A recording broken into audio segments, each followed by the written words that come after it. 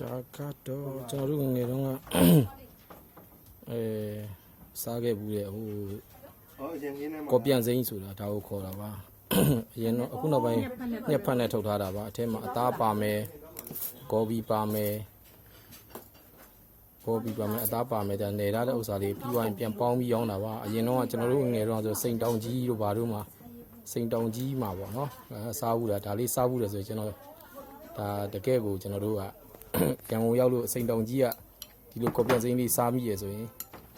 ဒါကိုရွာပြန်ဝိုင်းကြွားလို့မဆုံးပါခင်ဗျာဟုတ်ဒါကျွန်တော်အခုပြီးပြီးတော့စားပါမယ်စားဖို့လုပ်ပါမယ်ဒီလိုဇွန်လေးနဲ့ဖြည့်ထုတ်လိုက်ရင်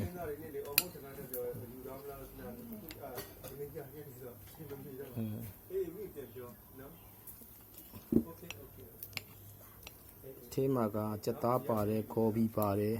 အဲ့ဒါကိုဟိုစက်သားတို့ခေါ်ပြီးတို့ချက်ထားတာနော်ချက်ပြီးတော့မှဒါကျွန်တော်တို့ညှက်ခောက်ဆွဲဖက်နဲ့ညှက်ဖက်ခေါ်မှာပေါ့နော်ညှက်ဖက်နဲ့ပြန်လုပ်ထားတာအခုခေတ်မှာတော့ရောင်းတာအတော်ရှားသွားပါပြီတရုတ်တန်းမှာတော့ရောင်းတာရှိပါသေးတယ်ဒါကိုယ့်ဘာကိုအိမ်မှာလုပ်စားတာပါ